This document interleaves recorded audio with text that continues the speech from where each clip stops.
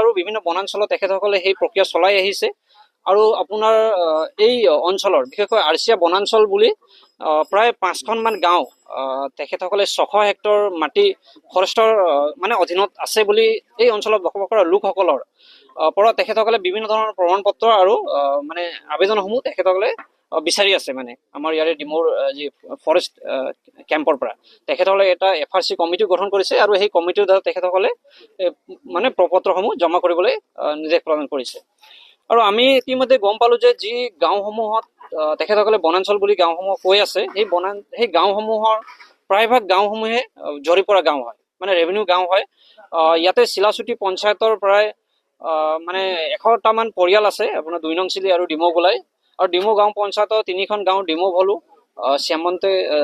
মানে সীমান্ত গাঁও আৰু শ্যামজুলি, এই প্ৰায় 5খন গাঁৱৰ প্ৰায় 500-600 পৰিয়ালৰ মানে পৰা তেখেতসকলে এই আবেদন বিচাৰি আছে। আৰু আমি দেখিবলৈ পালো যে গোটেই পৰিয়ালসমূহে মানে হাতে হাতে তেখেতসকলৰ পট্টা আছে, মানে কিছুমানৰ বহু পুৰণি পট্টা আৰু কিছুমানে নতুনকৈ আপোনাৰ মিছন বসুন্ধৰাত আবেদন জনাই আহিছে। সেইবাবে আমি মানে চৰকাৰক আমি প্ৰশ্ন সুধিব বিচাৰিছো। বিষয়টো লৈ ইতিমধ্যে আমি জিলা আয়ুক্তক আমি স্মাৰক পত্ৰ প্ৰদান কৰিছিলো যে যদি আপোনালোকে এই অঞ্চলটো যদি বনাঞ্চল বুলি কৈ আছে, তেনেহলে ৰাজহ বিভাগে কি ধৰণে ইয়াত পট্টা প্ৰদান কৰিলে এই ব্যক্তিসকলক। ইতিমধ্যে বহু ব্যক্তিসকলে খাজনা মানে দি আহিছে। সেইবাবে আমি জিলা আয়ুক্তক আমি প্ৰশ্ন সুধিছিলো আৰু আমি তেখেতসকলৰ পৰা স্পষ্টীকৰণ বিচাৰিছিলো, কিন্তু এতিয়ালৈকে তেখেতসকলে আমাক কোনো স্পষ্টীকৰণ দিয়া নাই। সেইবাবে ৰাইজসকল যথেষ্ট উত্তেজিত হৈ আছে, তেখেতসকল আতংকিত হৈ আছে। আজি গোটেই ৰাইজ ইয়াত ওলাই আহিছে। আজি এই আমাৰ ডিমৌ গোলাই আৰু আমাৰ ডিমৌ অঞ্চলৰ ৰাইজসকল, আৰু তেখেতসকলৰ এটাই প্ৰশ্ন যে যদি এই অঞ্চলটো যদি বনাঞ্চল হয় তেতিয়াহ'লে ৰাজহ বিভাগে কি ধৰণে পট্টা প্ৰদান কৰিলে।